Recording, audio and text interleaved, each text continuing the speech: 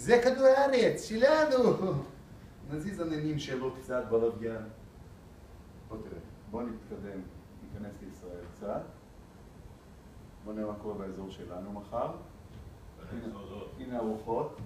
הרוחות האלה זה רוחות של בין 50 ל-100 קמ"ש, והנה זה קורה בדיוק ביום רביעי ב-2 בצהריים. אתה מבין, הבעיה שהשעון רץ פה.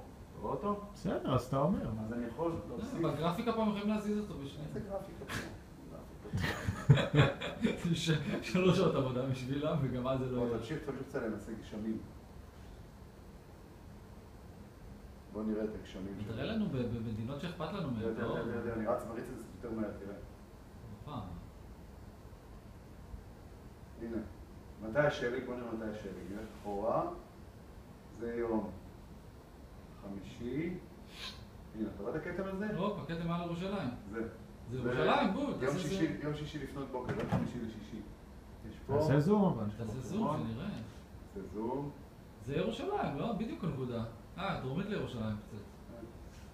לא משנה, זה... טוב, זה...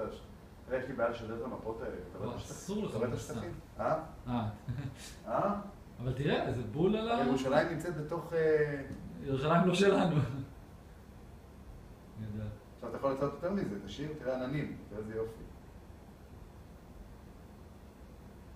יש תנועה? ברור.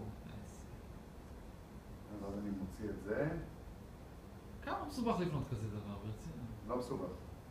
אחרי שאתה בדומת, אז אתה צריך להכניס נתונים. אבל תראה, מחקתי את כל המסביב, תסתכל. סך מלא, פה, יכול לעשות זומים. עכשיו עזוב, אני יכול להקליט את זה, במקום לשחק עם זה בדאי. לא, אבל יותר מדי שאתה משחק. נכון. להקליט זה כמו שאתה עושה עד עכשיו.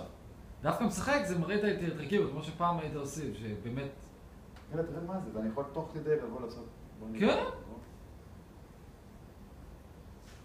מטורף.